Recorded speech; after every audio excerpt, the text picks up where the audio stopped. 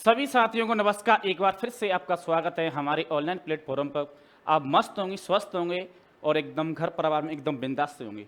तो आज हम अपने जो 500 क्वेश्चन की सीरीज चल रही है उसमें 17वें चैप्टर में पहुंच गए हैं। तो सभी बच्चे बने रहे हमारे लाइव सेशन में। तो बढ़ते हैं इसी वीडियो क्रम में आगे। जो पहला प्रश्न निकल के आता है कि सौर सेल में किस सामग्री का उपयोग किया जाता है। ऐसी कौन सी सामग्री है जो कहां पर प्रयोग हो रही है सामग्री का, इस सौर सेल में क्या हो रहा है, उसका उपयोग हो रहा है। समझ में आ गया ना प्रश्न? क्या कह रहा है कि हमारा जो सौर सेल होता है तो उसमें ऐसी कौन सी सामग्री है जिसका हम उपयोग करते हैं। तो पहला ऑप्शन है भाई सिलिकॉन, दूसरा है तांबा, तीसरा है फास्फोरस और तीसरा है एंटीमनी। क्या है? एंटीमनी। तो बेटा इसका ध्यान रखना है आपको। तो इसमें से कौन सा राइट आंसर है तो सभी कमेंट करके बताएंगे फटाफट से।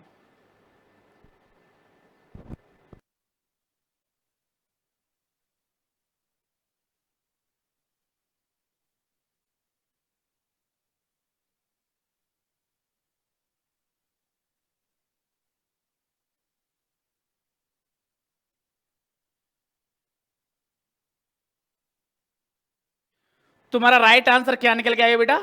सिलिकॉन। सिलिकॉन एक ऐसा पदार्थ है जो सौर सेल बनाने के लिए क्या करती हैं, यूज करती हैं। ठीक है ना? आगे बढ़ती हैं। दूसरा क्वेश्चन है कि फोटोवोल्टाइक सेल बनाने के लिए प्रयुक्त सामग्री का क्या नाम है। देखो बेटा, ये सेल वाले जो प्रश्न है इनको थोड़ा ध्यान से पढ़ना। जब तक आप प्रश्न की लैंग्वेज क्यों नहीं पकड़ोगे तब वो आंसर नहीं दे सकते। तो हमारा ऑप्शन है पहला सिलिकॉन, दूसरा ऑप्शन है आर्सेनिक, तीसरा है एंटीमनी और चौथा ऑप्शन है जर्मेनियम। तो चारों ऑप्शन में से कौन सा रहने वाला है तो कमेंट करेंगे बेटा, राइट आंसर कौन सा रहेगा बताओ कमेंट करके।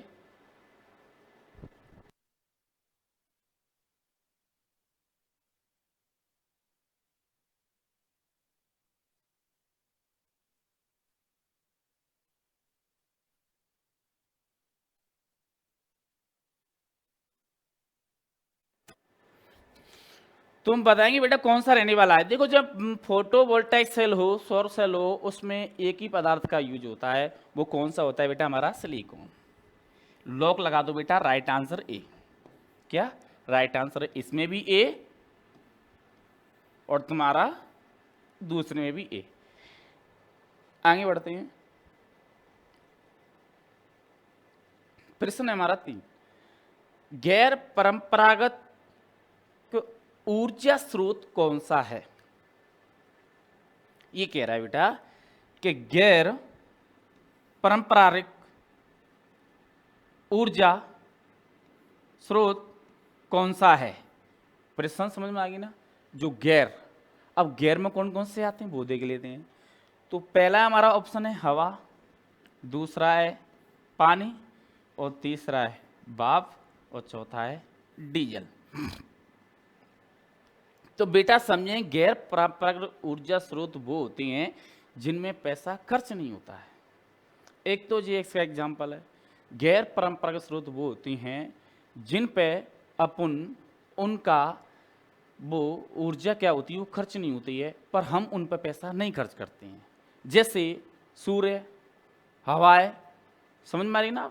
अब सूर्य क्या एनर्जी है तो ख़त्म तो होती नहीं है, जैसे हवा है। तो इसी प्रकार से ये क्या है, गैर पारंपरिक ऊर्जा स्रोत आ जाते हैं। तो हम देखेंगे इसमें कौन सा राइट आंसर रहने वाला है। तो बेटा मैंने बता रखा है, तो क्या रहेगा राइट आंसर? ए। क्या आएगा? हवा आएगा। पानी क्या है? ये आपका गैर नहीं है, परंपरागत स्रोत है बेटा, दे ध्यान रखना। ठीक है? जैसे डीजल है, भाप है, ये इन पे पैसा खर्च होता है भाई। पानी क्या है, हम किस प्रकार से यूज करें, डैम बनाएंगे। ठीक है ना? आपके जिस प्रकार से डैम्प होगा, इस प्रकार से यहां से ये पेन स्टॉक हो जाएगा, यहां पर टर्बाइन लगी होगी। तो ये क्या, पहले बांध बनाया जाता है, पानी को इकट्ठा किया जाता है। ठीक है ना? तो उसमें पैसा तो खर्च होता ही है। और दूसरा डीजल, डीजल हमारे जनरेटर हुआ तो किससे चलेगा? डीजल से चलेगा। और जैसे भाप है, अब कोयला से बनने वाली बिजली किससे बनती है? भाप से। उसके लिए बॉयलर चाहिए, कोयला चाहिए, भट्टी चाहिए, कंडेंसर चाहिए, बहुत सारी चीज़ चाहिए उसके लिए। तो ये क्या है, हमारे तीनों की तीनों परंपरागत है, गैर हमारा क्या है, हवा। तो राइट आंसर क्या हो जाएगा हमारा, पहला ए। ठीक है, राइट आंसर ए। आगे बढ़ते हैं बेटा कि ऊर्जा का प्राकृतिक स्रोत कौन सा है। बेटा ऊर्जा का प्राकृतिक स्रोत कौन सा है बेटा, ये पूछ रहा है। प्राकृतिक स्रोत जो प्रकृति होती है हमारी, वहां से ऐसा कौन सा स्रोत है जो हमें प्राप्त होता है, ये पूछ रहा है जी। तो पहला है सूर्य, दूसरा है गर्मी, तीसरा है कोयला और चौथा है बायोगैस। तो बेटा चार ऑप्शन रहने वाले हैं, कोई एक करेक्ट बताना है क्या रहने वाला है। तुम्हारा पहला हो जाएगा बेटा क्या, ए, प्रकृति से प्राप्त होने वाला हमारी ऊर्जा है कौन सी, सूर्य से है। तो राइट आंसर सूर्य हो जाएगा, क्योंकि सूर्य से क्या हो रही है, हमें एनर्जी प्राप्त हो रही है। ठीक है, अब जैसे गैर परंपरा यहाँ हवा की जगह पे सूर्य होता तो क्या आंसर होता बेटा, सूर्य आंसर होता। बेटा इस चीज का ध्यान रखना विशेष करके आपको। ठीक है, आगे बढ़ते हैं।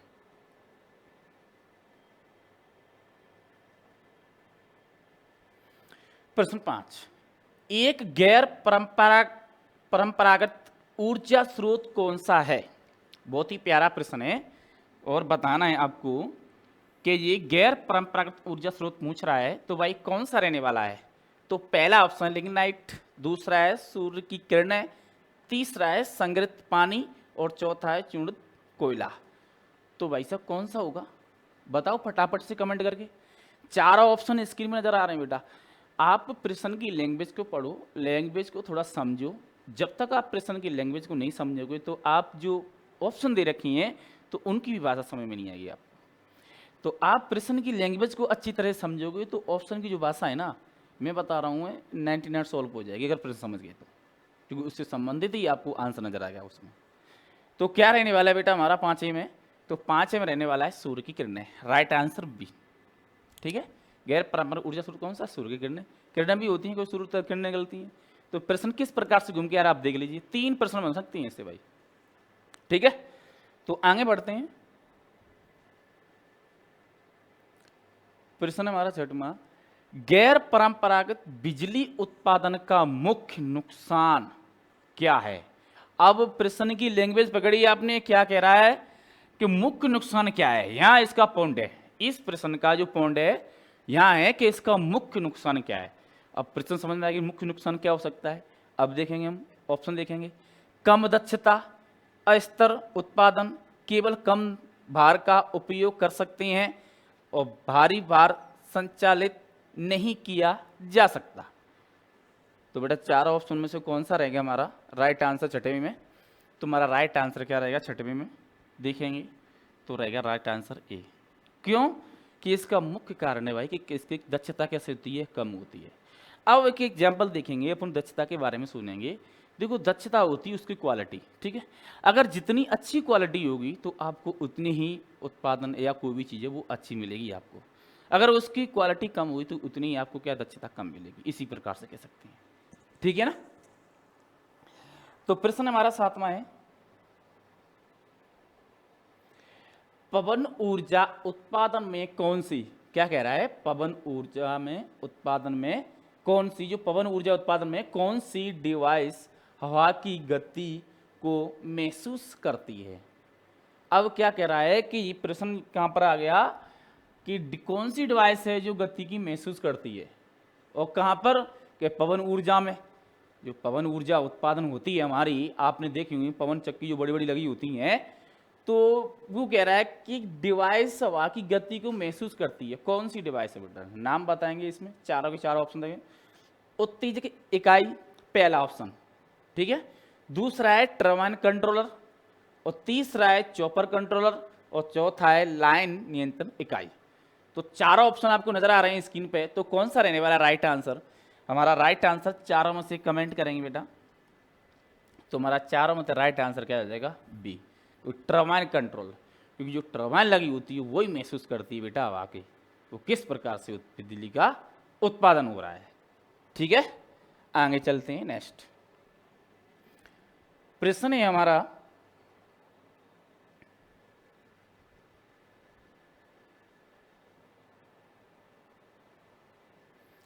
8वां, गैर परंपरागत बिजली उत्पादन कौन सा है। देखो वही प्रश्न घूम घूम के आ रहे हैं बेटा। मैं बता रहा हूं जो बच्चे एग्जाम की तैयारी कर रहे हैं आईटीआई सेकेंडरी की, ये समझ लो रामबाण है।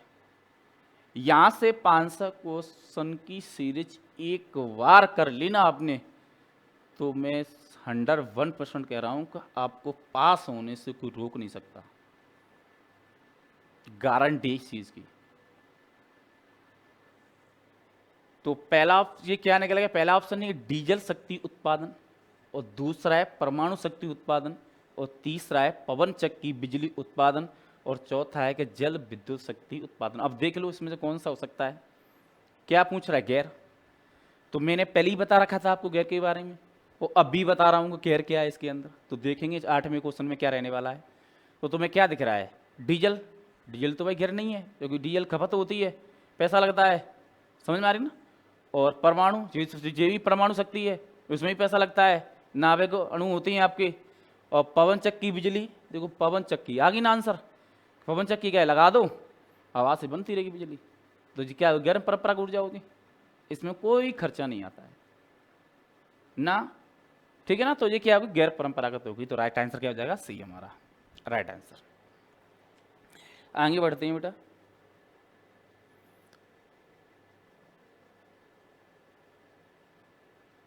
प्रश्न है 9, बायोगैस का मुख्य घटक कौन सा है। बहुत ही प्यारा प्रश्न है, मोस्ट प्रश्न है बेटा, मोस्ट लगा लो इसको। ये कह रहा है कि जो बायोगैस का जो मुख्य घटक होता है वो कौन सा है, ये बताना है आपको।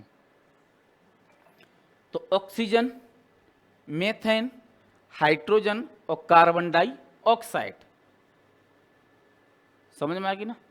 चारों के चारों ऑप्शन ऐसे लग रहे हैं कि ये चारों के चारों ऑप्शन हो सकते हैं राइट, पर बेटा एक ना एक इसमें सही होगा, 3 गलत होंगे जी। आपको एक ऑप्शन देखना है इसमें सही कौन सा है। तो कौन सा रहने वाला है बेटा, बताएंगे ना भाई आंसर में। तो बेटा रहने वाला है हमारा क्या, ऑक्सीजन तो हो ही नहीं सकता, मेथन देख सकते हैं, हाइड्रोजन देख सकते हैं, कार्बन डाइऑक्साइड। तो इसमें से कौन सा राइट आंसर बी हमारा। मेथन एक ऐसा होता है जो बायोगैस का क्या होता है, मुख्य घटक होता है, ठीक है। नेक्स्ट प्रश्न देखेंगे। प्रश्न है हमारा 10वां। देखो सौर का आ गया द्वारा से, पहले सौर से स्टार्ट हुआ था प्रश्न, फिर भी आ गया सौर का, कि सौर पैनल में बिजली का उत्पादन कैसे किया जाता है। प्रश्न की लैंग्वेज समझ में आ गई। ये कह रहा है भाई कि जो सौर पैनल होते हैं हमारे, तो उन पैनलों में बिजली का जो उत्पादन होता है वो किस प्रकार से होता है, वो प्रकार बताना है आपको ऑप्शन में देख के। तो पहला ऑप्शन है कि जब धूप कांच पर टकराती है, जो हमारी किरणें होती हैं सूरज की, हम कोई क्या लगाते हैं, कांच लगाते हैं, उस पर टकराती हो, जब क्या होती है उसका उत्पादन होता हो, ठीक है। दूसरा कह रहा है जब सूरज की रोशनी निकल प्लेट पर टकराती हो, जब सूरज की रोशनी निकल के उस प्लेटों पर टकराती हो। तीसरा कह रहा है जब सूरज की रोशनी मैग्नीज पर टकराती हो, जो मैग्नीज होता है उस पर टकराती हो सूरज की किरणें। और चौथा ऑप्शन है कि जबकि सूरज की रोशनी फोटो वोल्टेजिक सेल पर टकराती हैं। तो बेटा 10वीं में कौन सा रहने वाला है। तो मैंने प्रश्न पहले ही बताया था बेटा, सूर्य की जो किरणें गिरती हैं, जो फोटो वोल्टिक सेल होता है उस पर गिरती हैं, जब जाके क्या होता है, उत्पादन होता है बिजली का, ठीक है। तुम्हारा राइट आंसर क्या हो जाएगा बेटा, डी। जबकि सूरज की रोशनी फोटो वोल्टिक सेल पर टकराती हैं, ठीक है। प्रश्न है हमारा 11वां। देखो प्रश्न घूम घूम के किस प्रकार से आ रहे हैं जी, आपको देखना है। देखो फिर प्रश्न घूम के आ गया कि गैर परंपरागत बिजली उत्पादन का क्या फायदा है। अब फायदा पूछ लिया उसने, समझ रहे हो आप। अब फायदा पूछ लिया भाई कि क्या फायदा है, कि अधिक भरोसेमंद है, दूसरा ऑप्शन अधिक दक्ष, तीसरा ऑप्शन कम प्रारंभिक लागत, और चौथा ऑप्शन है प्रदूषण घटाना। तो बेटा चारों ऑप्शन ऐसे नजर आ रहे हैं कि चारों चारों सही हो सकती हैं, पर नहीं, इसमें से 3 गलत हैं और एक सही है। वो एक आंसर हमें इसमें क्या है देखना है, तो सटीक तरीके से देखें कौन सा हो सकता है इसमें, ठीक है ना। तो देखेंगे, देखो अधिक भरोसेमंद तो हो नहीं सकती, क्योंकि फ्री की चीजें कब तक चल रही कोई पता नहीं, खराब भी हो सकती। और अधिक दक्षता, इनकी अधिक दक्षता दक्ष होती नहीं है, क्योंकि कम होती है इनकी, ये नहीं हो सकता। कम प्रारंभिक लागत, तो इसकी लागत तो ठीक है कम होती है, ये ठीक मान सकती हैं, और प्रदूषण घटाना। इन दोनों ऑप्शन में से बेटा कोई एक ऑप्शन रहने वाला है, तो सटीक तरीके से बताएंगे कौन सा रहने वाला है। तो सबसे जो बढ़िया प्रश्न है, देखो कोई भी चीज होती है हमारी गैर परंपरागत, क्योंकि जो प्रदूषण नहीं करती है, सबसे बढ़िया ऑप्शन यही है। तो इसमें दे ही रखा है कि प्रदूषण क्या होता है, घटाना। तो राइट आंसर क्या हो जाएगा हमारा, डी। ओके, प्रदूषण को घटाना। आगे बढ़ते हैं।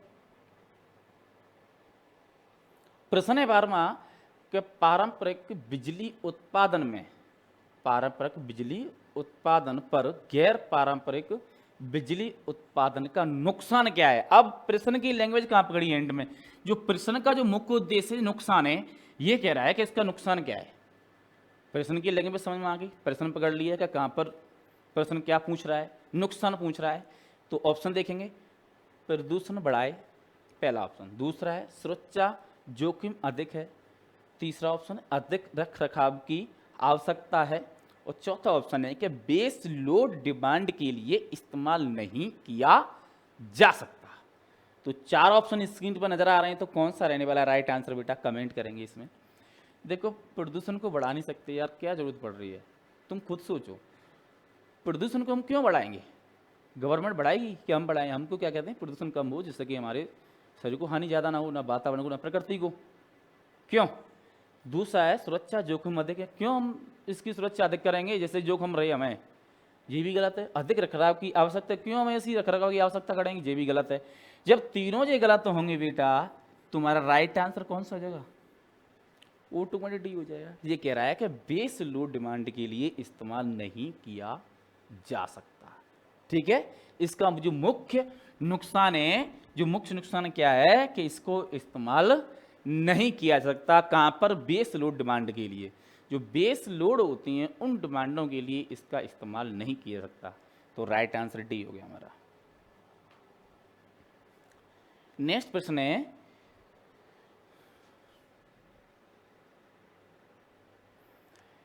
तेरहवां प्रश्न है कि पवन शक्ति, जो पवन शक्ति उत्पादन का प्रमुख नुकसान क्या है। देखो पवन चक्की लगी होती है तो कोई ना कोई नुकसान तो होता है भाई, बिना नुकसान को कोई आज तक चीज बनी नहीं है। आप सोचें कि एक क्लास में 100 बच्चे हैं, कि 100 के 100 पास हो जाएं तो ऐसा असंभव है। आप कह सकते हैं कि 100 की 100 90% बन जाए तो ऐसा असंभव है। तो इसी प्रकार से यहां पर प्रश्न पूछ रहा है कि भाई को फ्री की चीज है तो उसका नुकसान भी असंभव है कि नहीं, नुकसान भी होगा भाई। तो क्या नुकसान होगा वो देखेंगे। तो पहला प्रश्न है, ऑप्शन है कि प्रदूषण का असर ज्यादा किससे, पवन शक्ति से प्रदूषण का अधिक। देख लो क्या कह रहा है प्रश्न, ये तो हो ही नहीं सकता मेरे हिसाब से। उच्च तकनीकी आवश्यकता, इसमें क्या तकनीकी जरूरत पड़ रही है भैया, कुछ नहीं बढ़ रहा है इसके तकनीकी, गलत है ये भी ऑप्शन। तीसरा कह रहा है संयंत्र स्थापना अधिक जटिल है। अरे कोई जटिल नहीं है यार, खम्बा खड़ा किया, ट्रमा लगाई, पवन में खड़ा कर दिया, चलन दो साहब, तो ऐसा कुछ नहीं है। चौथा ऑप्शन आता है कि पवन ऊर्जा नियत और स्थिर नहीं है। ये बात सही है। देखो पवन ऊर्जा होती है वो क्या है, स्थिर नहीं हो सकती ना नियत हो सकती, कभी ज्यादा हो जाएगी कभी कम हो, कैसे भी मान लो आप। तो हमारा राइट आंसर क्या हो जाएगा इसमें, डी हो जाएगा। तेरे में राइट आंसर क्या है बेटा, डी। प्रश्न है हमारा 14, यदि प्रकाश की तीव्रता, देखो हमारा कोई प्रकाश है उसकी अगर तीव्रता क्या होती है, तीव्रता का मतलब अधिक होना, समझ में आए ना। तो तीव्रता कम है, उसकी क्या है, तीव्रता कम है, तो सौर सेल का क्या होगा। अब प्रश्न कह रहा है कि भाई कि यदि प्रकाश की तीव्रता कम है, जैसे कि प्रकाश है उसकी तीव्रता कम है, सौर सेल को चाहिए कितनी प्रकाश ऊर्जा। तो वो कह रहा है कि यदि प्रकाश की तीव्रता कम है तो सौर सेल का क्या होगा। तो ऑप्शन है आपके, आउटपुट बढ़ाता है, ठीक है, आउटपुट घटाता है। आउटपुट वहीं रहता है, सेल में कोई आउटपुट नहीं होता है। तो बेटा ध्यान रखेंगे प्रश्न क्या कह रहा है उसको आप समझेंगे, क्या कह रहा है प्रश्न। तो चारों के चारों ऑप्शन नजर आ रहे हैं। तो 14 में क्या रहने वाला है बेटा, ये आउटपुट क्या है, घटाता है। आउटपुट क्या हुई बेटा, घट जाएगी इसकी। क्यों, कि यदि प्रकाश की तीव्रता कम हुई तो जैसा उस पर प्रकाश पड़ेगा तो वैसा ही सोलर सेल क्या हमारा काम करेगा, ठीक है ना। तो 14 में हमारा राइट आंसर क्या हो जाएगा, बी हो जाएगा। खुद भी सोचा करो आप कि प्रकाश हम कम डालें तो क्या होगा, हमें ऊर्जा उससे जो आउटपुट की क्षमता है वो कम हो जाएगी। डिपेंड तो इस प्रकाश पे ही है ना, सौर सेल हमारा जो सौर सोल है वो किस पे डिपेंड है, प्रकाश पे। जितना अच्छा प्रकाश होगा उतना ही सेल आपका अच्छा काम करेगा, आउटपुट अच्छा देगा। जितना कम प्रकाश होगा तो उतना ही आपका क्या करेगा, आउटपुट में कम ऊर्जा उत्पन्न करेगा। तो कह सकती हैं कि अपन आउटपुट क्या है, घटता है। आगे बढ़ते हैं, प्रश्न है 15वां।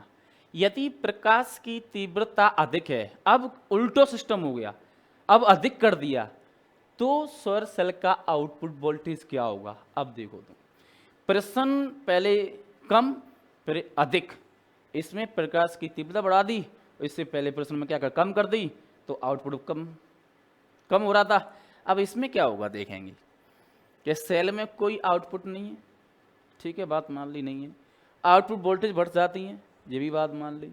कोई प्रभाव नहीं है, समान रहता है, ये भी मान ली। आउटपुट घटता है, ये भी मान ली। चारों ऑप्शन है। ऐसा नजर आ रहा है कि चारों के चारों सही है, पर नहीं, उसने दे रखा है एक ऑप्शन कहीं ना कहीं दे रखा है 15 में कि क्या रहने वाला सही। तुम कह सकती हैं जब प्रकाश की तीव्रता बढ़ेगी तो क्या होगा, आउटपुट वोल्टेज क्या होगा बेटा, आउटपुट वोल्टेज क्या होगी बेटा तुम्हारी, वोल्टेज बढ़ जाता है। समझ गए ना। अब ये कह रहा है कि प्रकाश बढ़ेगा तो वोल्टेज बढ़ेंगी आउटपुट में। अगर प्रकाश की तीव्रता कम हुई तो आउटपुट में वोल्टेज जो हमारी है वो क्या होंगी, कम होंगी। समझ में आएगा ना प्रश्न, बहुत ही प्यारा प्रश्न है। आप समझोगे ना तो आप समझ जाओगे, जब तक आप नहीं समझोगे प्रश्नों को, जब तक समझ में नहीं आएगा। प्रश्न है हमारा 16वां कि जैव द्रव्यमान का अवशेष कौन सा है। जो जैव द्रव्यमान होता है उसका अवशेष कौन सा है। कितना प्यारा प्रश्न है, मोस्ट प्रश्न रहने वाला है भाई। ये कह रहा है कि अवशेष कौन सा है, इसमें से अवशेष देखना है उसका भाई। कहने का मतलब उसका साथ ही देखना है, अवशेष का मतलब ये होता है। तो गोल, दूसरा है जैव ईंधन, तीसरा है खाद और चौथा है बायो गैस। तो क्या रहने वाला है बेटा हमारा 16 में देखेंगे, जैव ईंधन, बायोगैस, खाद और स्लरी, गोल। तो बेटा कह सकते हैं जैव द्रव्यमान का अवशेष होता है वो क्या होता है बेटा हमारा, गोल होता है। क्या होता है, गोल होता है, ये ध्यान रखना। प्रश्न किस प्रकार से आ रहे हैं, किस प्रकार से आपको समझने हैं और किस प्रकार से आपको ऑप्शन समझ के आंसर देना है, डिपेंड आपके ऊपर करता है, ठीक है। आगे बढ़ते हैं, प्रश्न है हमारा 17वां कि ज्वारीय शक्ति उत्पादन में टरबाइन का क्या कार्य है। प्रश्न समझ में आ गया, बहुत ही बढ़िया प्रश्न है। ऑप्शन पढ़ेंगे। पहला ऑप्शन है बांध के अन्य भागों में पानी का प्रवाह रुकता है। दूसरा ऑप्शन स्थितिज ऊर्जा को गतिज ऊर्जा में परिवर्तित करता है। तीसरा ऑप्शन पानी के बहाव को निम्न से उच्च स्तर तक रखता है। चौथा ऑप्शन है कि गतिज ऊर्जा को स्थितिज ऊर्जा में परिवर्तित करता है। तो 17 में क्या रहने वाला राइट आंसर बता, कमेंट करेंगे, बताएंगे क्या रहने वाला है। देखो 17 में हमारा जो राइट आंसर है, देखो तो बांध का तो सिस्टम ही नहीं है इसमें ज्वारी में, ठीक है ना। तो ये कह सकता है कि स्थिर ऊर्जा को गतिज ऊर्जा में परिवर्तित करता है। राइट आंसर क्या है, बी। प्रश्न है 18 में, लास्ट प्रश्न है गैर परंपरागत ऊर्जा स्रोत का क्या फायदा है। देखो फायदा पूछ लेता है, कभी नुकसान पूछ लेता है, कभी हानि पूछ लेता है। देखो प्रश्न घूम घूम के कैसे आ रहे हैं, तो कह रहा है कि गैर परंपरागत ऊर्जा स्रोत का क्या फायदा है। फायदा क्या है भाई, इसकी जो मुख्य जड़ कहां पर है, यहां पर है फायदा। इसका फायदा क्या है, अधिक भरोसेमंद। दूसरा ऑप्शन है कम प्रारंभिक लागत। तीसरा है दक्षता अधिक गैर, और चौथा है ग्रीन हाउस प्रभाव से बचा जा सकता है। तो बेटा अधिक भरोसेमंद ये भी पहले आया था ऑप्शन में, ये तो हो ही नहीं सकता। और कम प्रारंभिक लागत ये भी नहीं, देखो हो सकता है कम प्रारंभिक लागत लगती है, ये भी हो सकता है, मतलब पूर्ण तरह से कह नहीं सकते। दक्षता तो होती ही नहीं इनकी, कम होती है। ग्रीन हाउस प्रभाव से बचा जा सकता है, ये प्रश्न सही है। तो देखेंगे हमारा राइट आंसर क्या हो जाएगा, डी। तो आज की पीडीएफ में हमने जो हमारे शायद 17 चैप्टर के जो अपरंपरागत ऊर्जा थी उसके पीडीएफ के प्रश्नों को सॉल्यूशन किया और अच्छे से समझा और समझा जा। अगर ऐसा क्यों लगता है कोई प्रश्न छूट गया हो तो आप हमें कमेंट करें, जिसके बारे में आपको हम बताएंगे। जितने भी बच्चे हमारी वीडियो को इंडिया इकोनॉमी से देख रहे हैं तो सबसे आशा उम्मीद है कि आप हमारी वीडियो को सब्सक्राइब करें, कमेंट करें, लाइक करें, जिससे आपका एक लाइक हमारा मोटिवेशन बनता है। तो मिलते हैं नेक्स्ट वीडियो में, जब तक के लिए थैंक यू, धन्यवाद।